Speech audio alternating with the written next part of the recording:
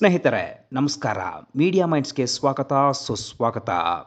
ಸ್ನೇಹಿತರೆ, ಜಮ್ಮು ಕಾಶ್ಮೀರದ ಪಹಲ್ಗಾಮ್ನಲ್ಲಿ ಉಗ್ರರು ನಡೆಸಿದ ದಾಳಿಯಲ್ಲಿ ಪ್ರವಾಸಿಗರು ಸಾವನ್ನಪ್ಪಿರುವ ಸುದ್ದಿ ಜಾಗತಿಕ ಮಟ್ಟದಲ್ಲಿ ದೊಡ್ಡ ಚರ್ಚೆಯಾಗುತ್ತಿದೆ. ಇಂತಹ ಸಂದಿಗ್ಧ ಪರಿಸ್ಥಿತಿಯಲ್ಲಿ ಭಾರತ ಅದೆಷ್ಟೇ ಶಾಂತ ರೀತಿಯಿಂದ ವರ್ತಿಸಿದರೂ ಕೂಡ ಪಾಕಿಸ್ತಾನ ಮಾತ್ರ ತನ್ನ ಊಸರವಳ್ಳಿ ಬುದ್ಧಿಯನ್ನು ತೋರಿಸುತ್ತಾ ಕಿರಿಕ್ ಮಾಡುತ್ತಲೇ ಇದೆ. ಪದೇ ಪದೇ ಭಾರತದ ಬಗ್ಗೆ ವಿಷ ಕಾರುತ್ತಾ ಪಾಕಿಸ್ತಾನ ಜಾಗತಿಕ ಮಟ್ಟದಲ್ಲೂ ದೊಡ್ಡ ವಿಲನ್ ಆಗಿದೆ. ಇಂತಹ ಸಮಯದಲ್ಲೇ ಯುದ್ಧಕ್ಕೆ ಸನ್ನದ್ಧವಾದ ಪಾಕಿಸ್ತಾನ ಕರಾಚಿ ಬಳಿ ಬಾಂಬ್ ಮತ್ತು ಮಿಸೈಲ್ ಪರೀಕ್ಷೆಯನ್ನು ಶುರು ಮಾಡಿದೆ ಎಂಬ ಸುದ್ದಿ ಮೂರನೆಯ ಮಹಾಯುದ್ಧಕ್ಕೆ ರಣಕಹಳೆಯನ್ನು ಮೊಳಗಿಸಿದೆ. ಭಾರತ ಈಗಾಗಲೇ ಪಾಕಿಸ್ತಾನಕ್ಕೆ ಹಲವು ಬಾರಿ ಮಣ್ಣು ಮೊಕ್ಕಿಸಿದ್ದು, ಭಾರತದ ಜೊತೆ ಯುದ್ಧ ಮಾಡಿ ಪಾಕಿಸ್ತಾನ ಹೀನಾಯವಾಗಿ ಸೋತಿದೆ. ಕಳೆದ 1947ರ ಸಮಯದಲ್ಲಿ ಮೊದಲ ಬಾರಿ ಪಾಕಿಸ್ತಾನ ಹೀನಾಯವಾಗಿ ಭಾರತದ ಎದುರು ಸೋತು ಹೋಗಿತ್ತು. ಆನಂತರ 1965ರಲ್ಲಿ ಕೂಡ ಮಣ್ಣು ಮೊಕ್ಕಿದ್ದ ಪಾಕಿಸ್ತಾನ 1971 ಮತ್ತು 1999ರ ಯುದ್ಧದಲ್ಲೂ ಕೂಡ ಹೀನಾಯವಾಗಿ ಸೋತು ಹೋಗಿದೆ.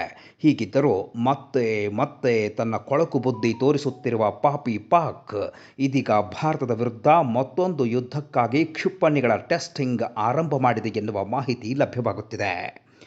ಭಾರತ ನಿನ್ನೆ ಮಹತ್ವದ ನಿರ್ಧಾರವನ್ನು ಕೈಗೊಂಡಿದ್ದು, ಮೊದಲ ಹಂತವಾಗಿ ಪಾಕಿಸ್ತಾನಕ್ಕೆ ಈ ಸಮಯದಲ್ಲಿ ಹರಿದು ಹೋಗುತ್ತಿದ್ದ ನದಿಯ ನೀರನ್ನು ನಿಲ್ಲಿಸಲು ನಿರ್ಧಾರವನ್ನು ಮಾಡಿದೆ.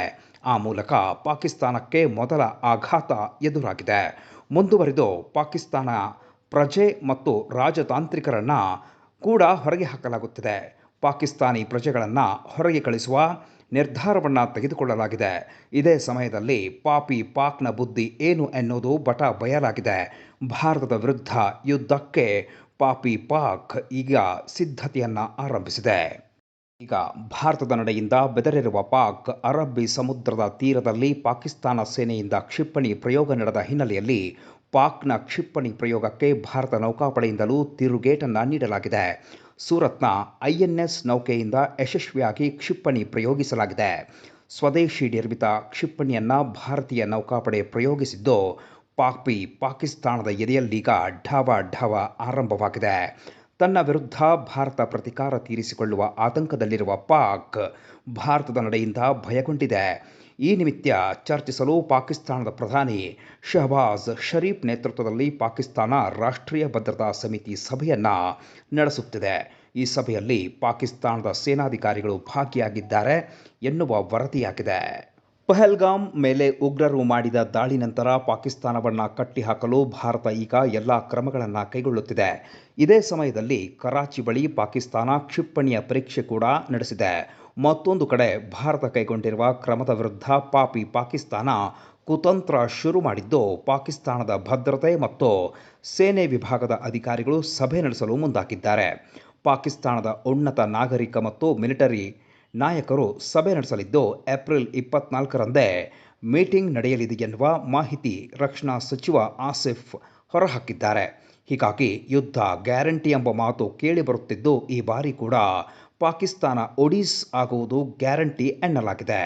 ಒಟ್ನಲ್ಲಿ ಪಾಕಿಸ್ತಾನ ಏನೇ ಮಾಡಿದರೂ ಭಾರತದ ಸೇನಾ ಶಕ್ತಿಯ ಎದುರು ಧೂಳ್ ಆಗಿ ಹೋಗುವುದು ಗ್ಯಾರಂಟಿ. ಈ ಸತ್ಯ ಗೊತ್ತಿದ್ದರೂ ಪಾಕಿಸ್ತಾನ ಎಗರಾಡುತ್ತಿದ್ದು, ಇದೇ ಕಾರಣಕ್ಕೆ ಭಾರತ ಕೂಡ ಎಲ್ಲ ರೀತಿಯಲ್ಲಿ ಸನ್ನದ್ಧವಾಗಿದೆ. ಮುಂದಿನ ದಿನಗಳಲ್ಲಿ ಮತ್ತೆ ಯುದ್ಧ ಶುರುವಾದರೆ ಅಲ್ಲಿಂದ ಮೂರನೇ ಯುದ್ಧದ ಬರಸಿಡಿಲು ಬಡಿಯುವ ಭಯ ಕೂಡ ಕಾಡುತ್ತಿದೆ. ಒಟ್ಟಾರೆ ಪ್ರತೀಕಾರ ತೀರಿಸಿಕೊಳ್ಳುವುದಕ್ಕೆ ಭಾರತ ಸರ್ವಸನ್ನದ್ಧವಾಗಿದ್ದು, ಅದು ಹೇಗೆ ಎನ್ನುವುದು ಮಾತ್ರ ಮುಂದಿನ ದಿನಮಾನಗಳಲ್ಲಿ ತಿಳಿಯಲಿದೆ. ಸದ್ಯಕ್ಕೆ ತಕ್ಕ ಮಟ್ಟಿಗೆ ತಿರುಗೇಟನ್ನು ನೀಡಿರುವ ಭಾರತದ ಕ್ರಮಕ್ಕೆ ಇಡೀ ವಿಶ್ವವೇ ಮೆಚ್ಚುಗೆಯನ್ನು ವ್ಯಕ್ತಪಡಿಸಿದೆ. ಸ್ನೇಹಿತರೆ, ಈ ಮಾಹಿತಿ ನಿಮಗೆ ಇಷ್ಟ ಆಗಿದೆ ಅನ್ಕೋತೀನಿ. ಇಷ್ಟ ಆಗಿದ್ದರೆ ಲೈಕ್ ಮಾಡಿ, ಶೇರ್ ಮಾಡಿ, ಹಾಗೆ ಚಾನಲನ್ನು ಸಬ್ಸ್ಕ್ರೈಬ್ ಮಾಡಿ ಆಶೀರ್ವದಿಸಿ. ಧನ್ಯವಾದ.